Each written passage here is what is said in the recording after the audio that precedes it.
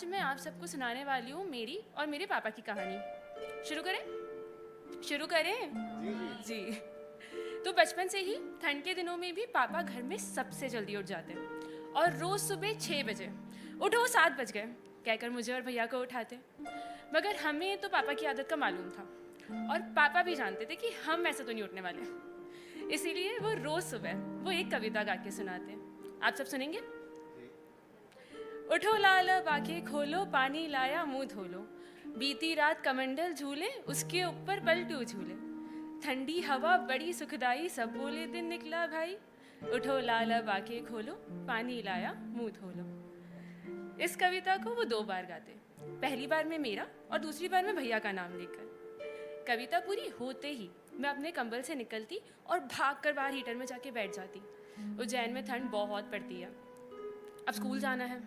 इस बात को एक्सेप्ट करने की कोशिश करते करते मैं पापा को देखती रहती कि कैसे वो रसोई के हर बर्तन को जानबूझकर यहाँ वहाँ रखते ताकि आवाज़ से घर में सब उठ जाए, यानी कि मेरी मम्मा। फिर वो एक बड़े से पतीले में ढेर सारा दूध डालते, उसे गैस पर चढ़ाते और पहला उबाल आने पर 2 ग्लास दूध अलग निकाल के रख देते। फिर उसी पतीले में चाय पत्ती और तुलसी के पत्ते डालते। चाय उबलने तक एक प्लेट में थोड़ी खारी और थोड़े बिस्किट रखते और फिर रसोई से आवाज़ आती, डार्लिंग चाय तैयार है, उठ जाइए। ये सुनकर मम्मा गुस्से में बाहर आती और कहती, आप रोज़ सुबह इतनी जल्दी क्यों उठ जाते हैं, और चाय के कप लेके चुपचाप बाहर गार्डन में जाके बैठ जाती। इस सिग्मा मेल वाली जनरेशन में कुछ ज़्यादा ही कूल थे मेरे पापा।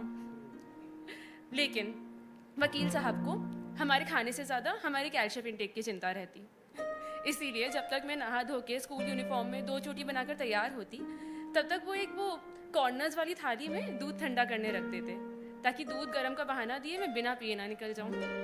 एक तरफ मम्मी टिफिन के लिए रोटियां बनाती तो दूसरी तरफ पापा जीरे आलू की सब्जी। आज इतने सालों बाद भी मेरे कई दोस्त पापा की हाथ की सब्जी याद करते हैं। फिर जब मैं तैयार होके बाहर निकलती तो दरवाजे पर मेरे काले कैनवस के जूते पॉलिश करे हुए मिलते।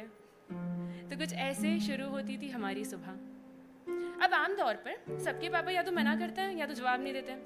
हाँ किसके पापा बोलते हैं राइट, रॉन्ग। मेरे पापा अमरीश पुरी की तरह सिर्फ क्लाइमेक्स में ही नहीं बल्कि अपनी पूरी लाइफ जा पलक जा जी ले अपनी ज़िंदगी वाले कैरेक्टर में रहे। इसीलिए जब मैंने उन्हें कहा कि पापा मुझे यूपीएससी नहीं यूआई डिज़ाइनिंग करनी है, तब उन्होंने कहा तो कर लो। मैंने कहा कि मुझे जॉब मिली है मगर मुंबई में, तब उन्होंने कहा तो चले जाओ।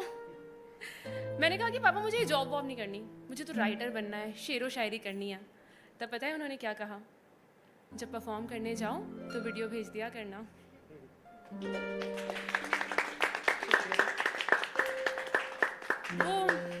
वो कहते हैं ना कि जिनके खुद के ख्वाब पूरे नहीं होते वो दूसरों के सपनों की कीमत जानते हैं। उस 18-19 साल के स्टेट लेवल स्विमर के भी कुछ सपने रहे होंगे जो वो हमारी वजह से पूरे नहीं कर पाए। So today, I want to tell you, Papa, that I acknowledge your dreams and your sacrifices. I want to tell you that बचपन से ही सफ़ेद मेरा फेवरेट कलर है क्योंकि कोर्ट से घर आते वक्त आप सफ़ेद शर्ट में बहुत हैंडसम लगते थे। आज मेरी अलमारी में इतने सफ़ेद कपड़े हैं कि मैं थोड़ी सी ही सही मगर आपकी जैसी लगती हूँ।